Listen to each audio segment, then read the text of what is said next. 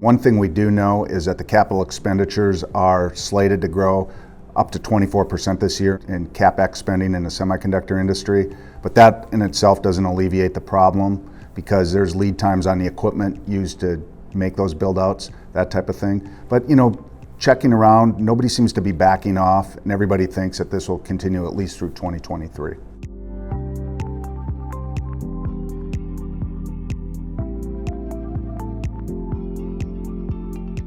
Yeah, typically for whatever reason they're losing manufacturing nodes or they're moving on to the next technologies, products get end-of-lifed and obsoleted.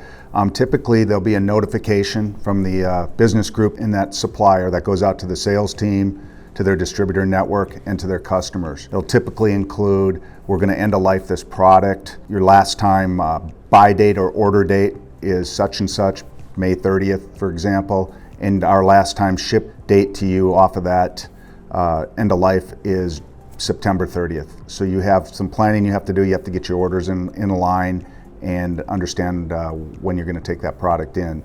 It's definitely tough because the customer's got to try to plan demand for a product that is an ongoing product for them that they may not be ready to move to the next technology, or they may not have a new design for all kinds of reasons. They don't need more advanced technology. The parts are fast enough, the parts are small enough, or the power requirements aren't changing for them. And they're in long lifetime industries like medical or defense aero, that type of thing. So it kind of throws a wrench in their plans. They've got to forecast out more than a year.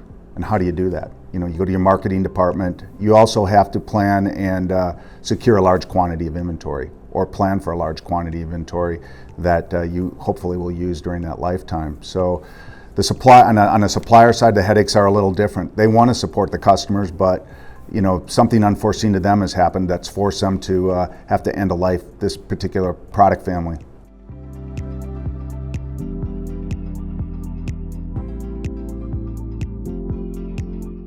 Yeah, there's many problems with the gray market. Quality issues can arise because think about it, customers are forced to go buy product on the open market, which means they're buying product that probably was at another customer that they don't have a need for anymore. These have been sold out into the open market, so quality issues can occur, maybe issues with the way the product was stored or parts are damaged. Counterfeiting is also a very real issue in the semiconductor business. This is exacerbated during times of tight product and tight allocation. There's a lot of nefarious characters out there that are feeding off of this type of environment. The customer is going to increase some costs because they're going to have to go out and get that product tested and ensure quality control before they put it in their product. They don't have the manufacturing warranty that typically would come buying a product direct or through an authorized channel. And in worst case, you put a bad part in a critical application like an airplane and the part doesn't work, and it, not only a disaster but also financial disaster for that customer.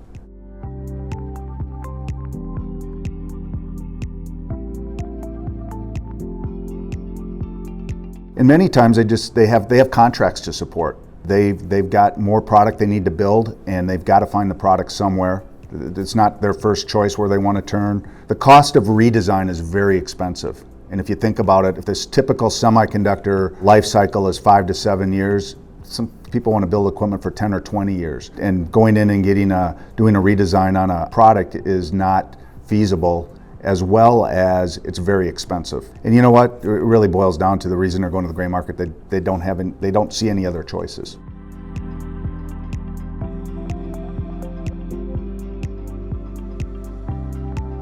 I think it's product selection up front. Try to choose products that have long tails and possibly products that are not sole sourced, and make sure that you're buying from a reliable source and a reliable supplier base.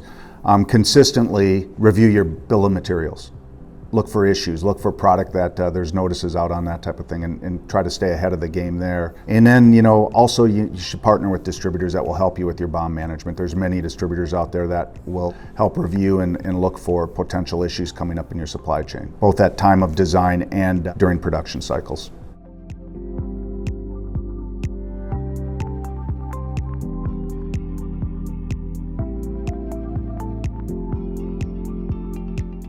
Using authorized distribution ensures that the sourcing is done from a manufacturer direct or from an authorized distributor. And you've got traceability in your product, you've got the warranties, that type of thing that come along with that product. You ensure that supplier quality standards are utilized and represented. Definitely, if you can buy from authorized, you can avoid the unnecessary costs of going out and having product retested and rebaked and extra levels of testing. You can delay your redesign costs. So if you can make it through another production cycle or another manufacturing year without having to redesign, that's usually probably good for the bottom line. And then work with experts who solely focus on this area of the business.